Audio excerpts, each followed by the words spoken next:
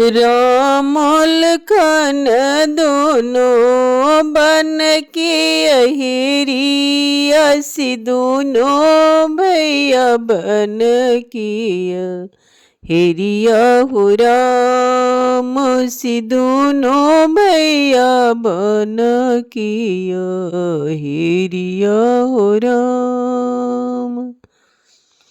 अपना कुटियावा में बैठल बड़ी सीता मैया चरत मेरी गवा देखी लिहली हो राम से सोने की मेरी गवा देखी लिहली हो राम।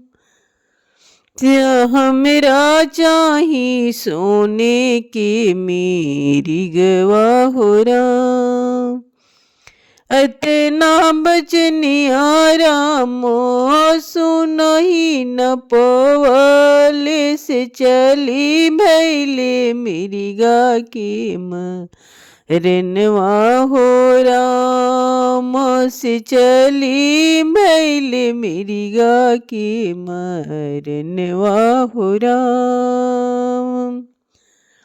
एक को सिंगई लेंदू सर को सिंगई से तीसर को से मरले में रिगवा हो राम से तीसर को से मरले में रिगवा हो राम।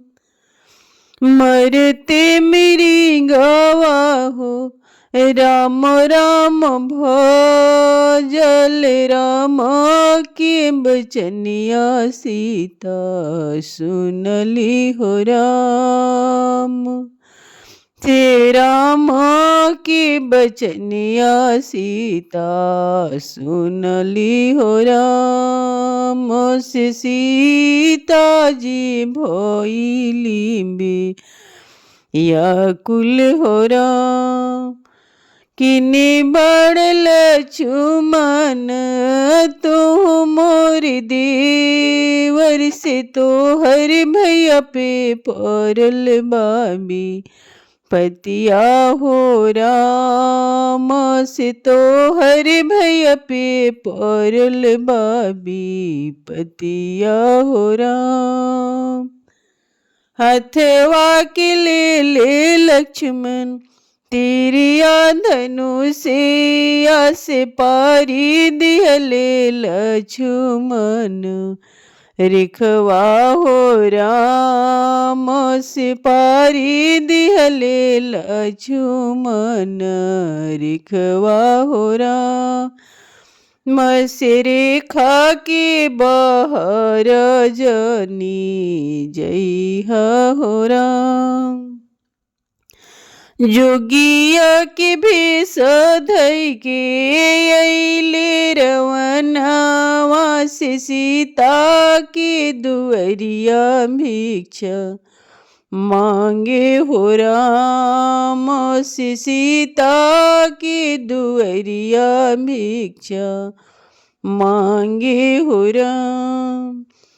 तरे कैल सोनावाऊ पर तिल चाउर से जोगिया के भिक्षा देबे चली भैली राम से जोगिया के भिक्षा देबे चली भैली राम।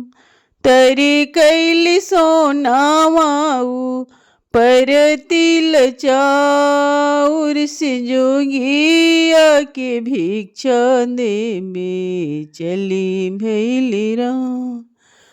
रेखा के भीतर सीता भिक्षा नाही ले बो से रेखा के बहर भिक्षा ले बो हो राम से रेखा के बहर भिक्षा ले बो हो राम।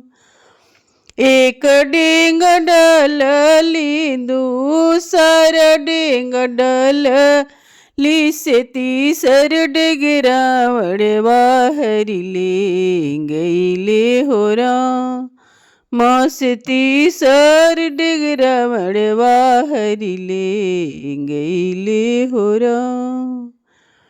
उन्निया से राम लक्ष्मण दोनों भाई लवटले से सीता की कुटियवा भैली। सुनवा होला से समझी गईले रावण के हनवा हो राम से समझी गईले रावण के पलनवा हो राम। से सीता के रवनवा हरिले गईले हो राम।